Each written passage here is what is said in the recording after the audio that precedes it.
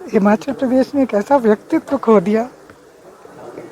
राजनीति हिमाचल प्रदेश का तो नुकसान है ही। मेरे तो पिता समान थे, मुझे उन्होंने ही पाला पड़ा बड़ा किया। मैं क्या बोलूँ, मेरे पास कुछ बोलने को ही नहीं है। मैं टोटली निशब्द हूँ। देखिए, हिमाचल प्रदेश की राजनीति की एक बुलंद आवाज़ आज सुबह खामोश हो गई और राजनीति के शिखर पुरुष जिन्होंने 60 साल तक हिमाचल प्रदेश में जो है अपना सिक्का बुलंद रखा और 1962 में सांसद बने थे और तब से लेके आज दिन तक वो किसी न किसी हाउस के सदस्य रहे हैं, चाहे वो लोकसभा के सदस्य रहे, चाहे वो विधानसभा के सदस्य रहे, 6 दफ़ा प्रदेश के मुख्यमंत्री रहे, विपक्ष के नेता रहे, केंद्रीय मंत्री रहे, पार्टी के अध्यक्ष रहे और उन्होंने हिमाचल पे राज नहीं किया, हिमाचल के लोगों के दिलों पे राज किया। तो वो दिलों के राजा थे। आज हमने एक ऐसा नेतृत्व कांग्रेस पार्टी ने खोया है जिनकी एक अपनी पहचान थी। वो आज़ादी से पहले से के ऐसे नेता थे और आज़ादी के बाद के ऐसे नेता थे जो आधुनिक युग में भी जनता पर पकड़ बनाने में सक्षम थे। मेरा ये मानना है जहां कांग्रेस पार्टी को एक बहुत बड़ा नुकसान हुआ है, वहीं साथ हिमाचल की जनता को एक कुशल प्रशासक के रूप में भी बहुत बड़ा नुकसान हुआ है, एक दूरदर्शी नेता के रूप में भी बहुत बड़ा नुकसान हुआ है।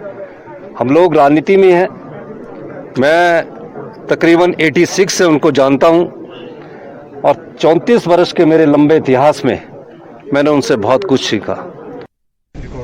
देखो, जहाँ परिवार के दुख में हम सब इकट्ठे हुए हैं, वहाँ सारे हिमाचल आज इस दुख में डूबा हुआ है और मेरी तो परमात्मा आगे प्रार्थना है कि इनको राजा साहब को अपने चरणों में रखें और इनके जाने के साथ एक बहुत बड़ा घाटा जहाँ परिवार को, हिमाचल को हुआ है, हमारी पार्टी को हुआ है, कांग्रेस पार्टी को, और एक समझ लो एक ईरा जिसको कहते हैं वो खत्म हुआ है। वो थे ही, पर वो हिमाचल की जनता के लिए गरीब लोग उनको प्यार करते थे। मैं उनके साथ पिछले 40 साल से जुड़ा हूँ। मैं मंत्री रहा 2 दफा, उनके बदौलत उनके साथ काम किया, उनकी इलेक्शन लड़ी है, सारा कुछ किया। ऐसा आदमी कभी पैदा नहीं होगा दोबारा जो हिमाचल को जिसने बनाया, संवारा। और 6 बजे हो जाते थे, यहाँ इस विंडो से देखते थे कोई आया तो नहीं, अभी आया तो मिलने का। मतलब 6 बजे उनका दिन शुरू होता, रात के 12 बजे तक 20 घंटे काम करते और सिर्फ उनका कोई पार्टीबाजी नहीं थी कि कहीं से भी कोई आया, गरीब, विधवा, अनाथ, बीमार, मेरे ख्याल करोड़ रुपए तो उन्होंने हॉस्पिटल में खर्चे। देखो, माननीय वीरभद्र सिंह जी न केवल हिमाचल प्रदेश में लेकिन पूरे भारतवर्ष में जो पहली पंक्ति के जो नेता हैं, उन सब में माननीय वीरभद्र सिंह जी वरीयतों को अगर देखें तो वो सब बहुत सीनियर हमारे राजनीति के थे और हिमाचल प्रदेश इनको नहीं भुला सकता। जो पिछले वर्षों में 6 बार हिमाचल प्रदेश के मुख्यमंत्री रहे और जो इन वर्षों में हिमाचल प्रदेश का जो सर्वांगीण विकास हुआ, गांव-गांव तक अगर सर्वांगीण विकास होकर पहुंचा है, तो उसमें मैं कह सकता हूं कि माननीय वीरभद्र सिंह जी का बहुत बड़ा योगदान रहा। देखिए, मेरे पास कोई शब्द नहीं, मैं निशब्द हूँ। एक वट वृक्ष घिरा है आज, एक ऐसा व्यक्ति जिसने हिमाचल को ऊंचाइयों में ले गया। आज हिमाचल जिस शिखर पे पहुंचा है, इसमें माननीय श्री वीरभद्र सिंह जी का बहुत बड़ा योगदान है। उनके जाने से जो शून्य उत्पन्न हुआ है वो भरने वाला नहीं। एक ऐसा व्यक्ति जो राजा नहीं था, लोगों के दिलों पे राज करता था, वह चला गया। कांग्रेस पार्टी ही नहीं, हिमाचल प्रदेश और देश आज व्यथित है। मैं समझता हूं उनकी जो कमी है वो कभी पूरी नहीं हो सकती। देखिए, देश ने आज एक बहुत बड़ा नेता खो दिया। हिमाचल की जो विकास की तकदीर थी उनके हाथों लिखी गई है और कांग्रेस पार्टी के बहुत ही बड़े वरिष्ठ नेता थे। तो आज हम महसूस करते हैं कि उनके जाने के बाद बहुत ही बड़ा खला पैदा हुआ कांग्रेस पार्टी के लिए भी और इस प्रदेश के लिए भी। आज हमारे पास कोई भी शब्द नहीं है कि जिन शब्दों से उनके निधन का हम बात करें, क्योंकि आज सबका मन जो है बहुत ही दुखित है और हम आशा करते हैं कि परमपिता परमात्मा उनके परिवार को सहानुभूति दे और उनको अपने पास।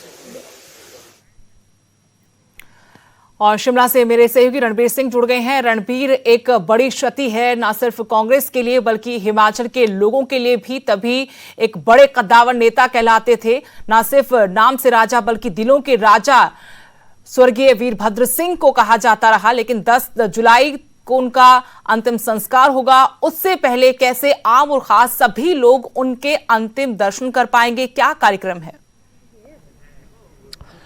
जी हाँ, देखिए अभी हम उनके जो निवास स्थान है हॉली लॉज उसके बाहर स्थित हैं। कल जो है यहाँ से उनकी जो पार्थिव देह है वो ऐतिहासिक रिज मैदान पर रखी जाएगी आम लोगों के दर्शनों के लिए। उसके बाद पार्टी कार्यालय जो है उनकी पार्थिव देह को ले जाया जाएगा। यहाँ पर देखिए किस तरह का जमावड़ा है। यहाँ पर रोडू जो उनका चुनाव क्षेत्र रहा है वहाँ से लोग आए थे। उन्होंने यहाँ पर मांग की है कि जब रामपुर के लिए यहाँ से कल शब्द आएगा तो वो रोडू होकर जाना चाहिए। वो मांग रखकर यहाँ पर से गए हैं और परसों जो है उनका अंतिम संस्कार जो है रामपुर में जो उनका पैतृक स्थान है वहाँ पर किया जाएगा दोपहर 3 बजे। यहाँ पर अभी भी देखिए काफ़ी संख्या में लोग आ रहे हैं, श्रद्धांजलि दे रहे हैं अंतिम दर्शनों के लिए। उनके समर्थक काफ़ी संख्या में, उनसे बात करते हैं। आप क्या कहना चाहेंगे इस ये जो दुखद घड़ी आ जाई है? मैं निशब्द हूँ आज, क्योंकि राजा साहब एक परिवार का लॉस नहीं है, कांग्रेस पार्टी का लॉस नहीं है। हिमाचल की जो एक गरीब जनता की आवाज़ थी, जो गरीब जनता की जो आवाज़ है वो चुप हो गई है। उनका जो शरीर है वो हमें छोड़ के जा चुका है, पर वो जो उनकी आत्मा है वो हिमाचल के हर कण कण में, विकास में और हमारे दिलों में हमेशा रहेगी। आज हम जैसे जो कार्यकर्ता हैं, जो शायद राजनीति के क्षेत्र में कभी सोच भी नहीं सकते थे कि इस मुकाम तक पहुंचेंगे, वो सिर्फ और सिर्फ राजा वीरभद्र जी की देन थी कि उन्होंने एक छोटे से छोटे कार्यकर्ता को इतना सम्मान दिया। क्योंकि आप देख सकते हैं आज शिमला शहर के फूल भी कम हो चुके हैं और हर कार्यकर्ता जो है वो उनका फ़ोटो जो है उनके साथ डाल रहा है।